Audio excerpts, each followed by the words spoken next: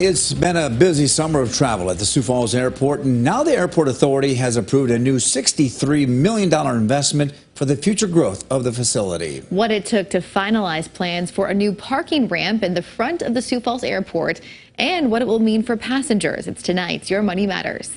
This is actually my first time. Very friendly, very quick, easy in parking, very efficient. Jessica Jewel Conover lives near Mankato, Minnesota, but decided to fly out of Sioux Falls instead of the Twin Cities for her trip this week. Compared to parking in Minneapolis, where I normally fly out of, yeah, it's quite a bit cheaper. While the cost is less, it does take a little walking. We had to drive down a little bit of a ways. Having to walk, maybe a half mile or a quarter mile in the parking lot, I can see that being an issue. There is quite a distance that you may have to walk to get to the terminal building in the wintertime. It's why the Sioux Falls Regional Airport has spent years looking into building a parking ramp closer to the terminal. 7-8 years ago, started the early preliminary design and study. Back then, their original estimates, About 1,000 spaces, it was in that $25 million range. Were far less than what the Airport Authority approved this June. The base parking structure was about $54 million.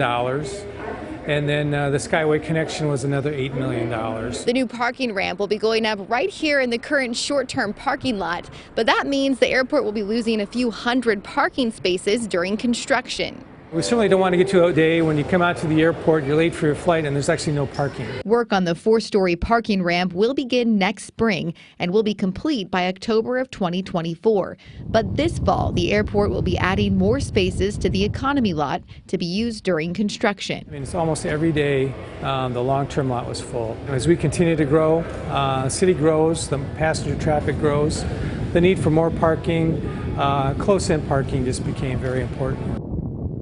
The new parking ramp will include a skywalk that will also allow passengers parking on the ramp to completely avoid snow during the winter.